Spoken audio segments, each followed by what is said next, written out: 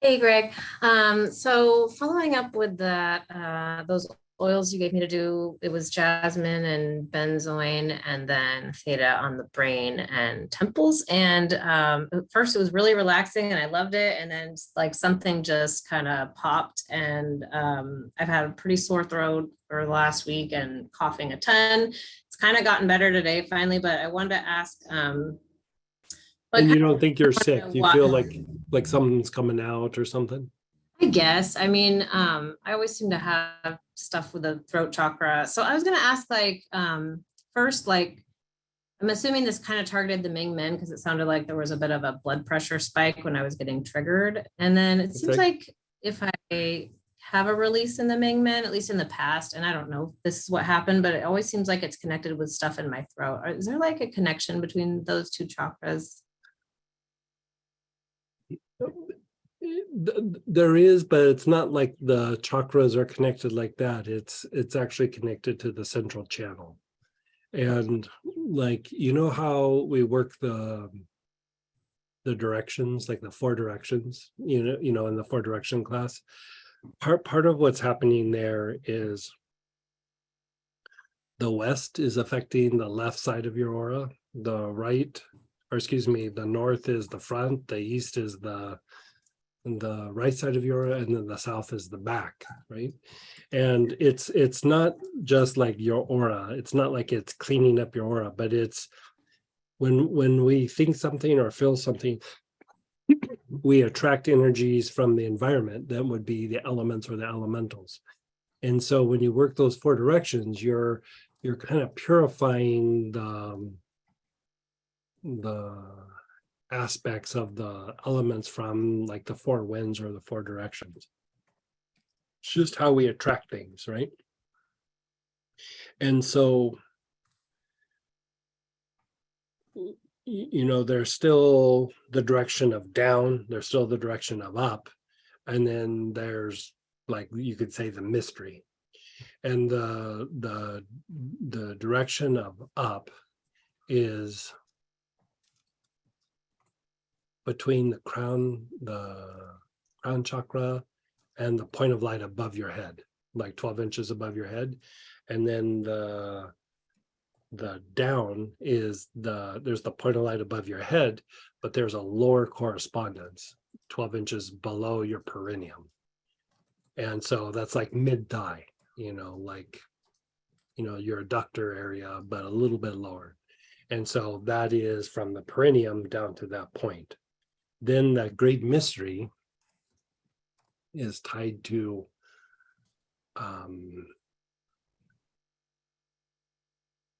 those energies, how they impact your central channel, like from the point of light above your head to the point of light below your perineum. And so how the Ming Men and the throat are connected are the elements that are stuck or clinging to the central channel. And so I haven't really gone into all that. And, sometimes people will bring up, what about those other aspects? We are going to address them, but it's very esoteric. It's very energetic. It's not clinical. And so,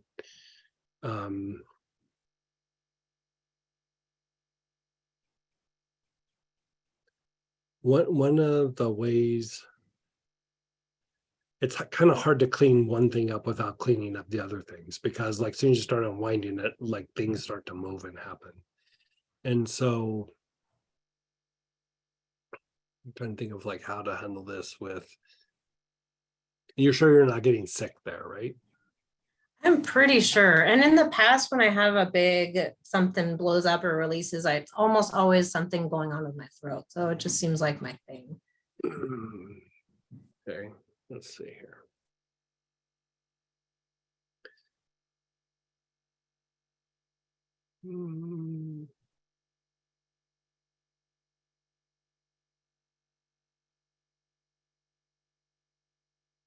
Let's try it from this point of view. Like when you're feeling fine, you're feeling relaxed, and all of a sudden, boom, those centers come up. Is there like a certain theme that's happening in your thought processes? It didn't happen instantaneously. It was like probably the next morning. I think I did it in the evening after the study group. It was probably the next morning. And then I didn't put two and two together right away. And I did the practice again. And then I was like, oh, I think this is really stirring some stuff up because my throat was quite sore. What was the theme though? You don't have to give me a lot of details, but No, it's I don't just know. like, I oh, don't okay. know. I didn't have any thoughts. Because usually when you're having those reactions, it's like you're on top of something. You know what I mean? Yeah. I mean, I you're can say, I processing. mean, I've had chronic, like very tight neck and then like just like everything, like think of every issue I've ever complained to you about. There's just something going on in the chest. I don't know, broken heart. I don't know, just psychic attack, whatever. It's just always here. And it feels like the bronchioles. I used to have a lot of anxiety. Maybe that was in the bronchioles. So I think it's just kicking up like a lot of old dirt and junk from just many But it's different. not like it's all about betrayal. It's all about loss. It's all about. I mean, I've done so much emotional healing. It makes me think that's why I don't feel any emotions right now. That's my So guess. you don't have like interactions with people where you're like, why is this always happening? Like, why am I always dealing with this sort of thing with people or with the environment or when I try to do something? Like, do you have a Yeah, little bit of I a mean, the big theme? theme for me is always like rejection, Rejection. Okay, betrayal. Yeah. rejection. That's pretty solid. Like being ignored, just like not being there and being like passively rejected.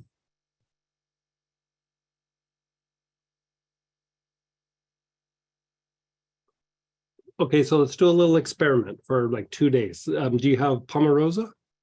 No. Do you have frankincense? Yeah.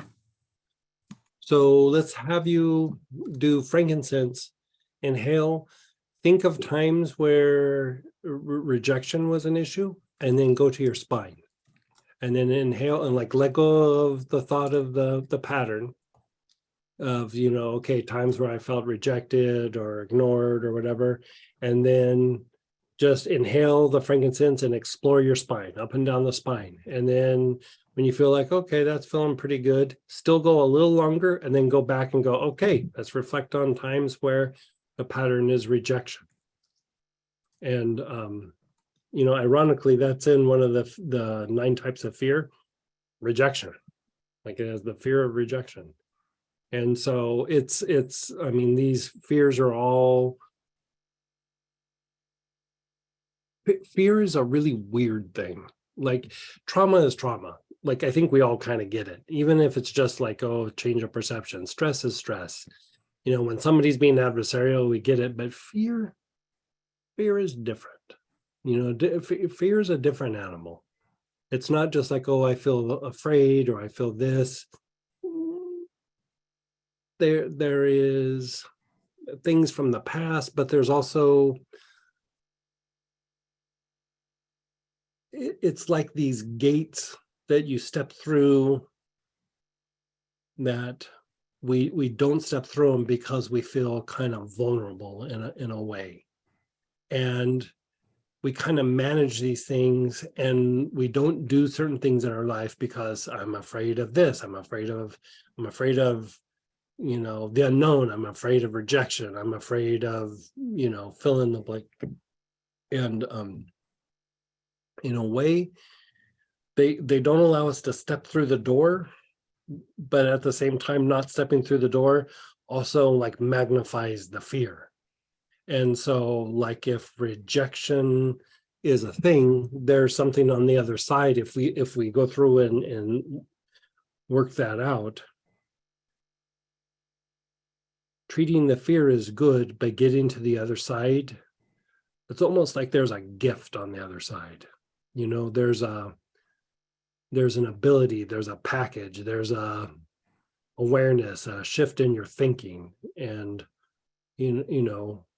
we usually have a couple areas where it's worse. If we look at the 9 fears, we all have them, but at the same time we usually have 1 or 2 that are like, but this one this is me right here. Like, you get it. And it really affects the thought processes. And so you go through, you start feeling better, but then your unconscious goes, but what about rejection? What about the thing where, it's like, oh, I can't feel good because I'm going to get rejected again. So it's good that you're able to keep cleaning things up, because it is this thing of where it's a flow and then you reach this place and then you go, oh, this feels kind of good. But then the flow happens whether you realize it or not. You're constantly going back and forth between essence and form. And so, you feel good for a while, but then all of a sudden, boom, you're on top of something again. And so I would say, let's have you go into, you don't have to relive the rejection, but just like reflect on the pattern of like, okay, it's the rejection issue. And then external spine, external spine, external, just keep going back and forth.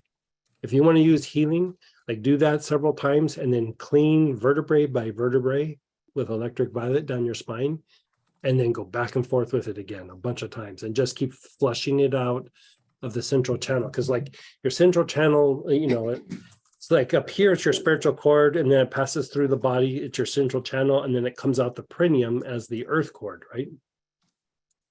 And so every step of the way, there's these like building blocks that are stuck, that are associated with these patterns from above your head, below, and through the central channel. And so, you're unwinding the things in the tissue, in the body, and the chakras, all these things. But when you get down to like a core thing, the things that are around your central channel and your spine are the things that don't allow you to go deep. Like when you go deep within yourself, it's what stops it. It's your stumbling block to that. And so, through a lot of the classes, we've been unwinding it, but let's just get right on top of this little band or ring that goes up and down your central channel. And let's have you just start going deep with like inhaling frankincense. Think of the pattern, go to your spine, and think of the pattern, go to your spine. Just keep doing it back and forth. Okay, thank you. And then Do it for like 3 or 4 days, and then email me or something and let us know where you're at with all that. okay, thank you. And then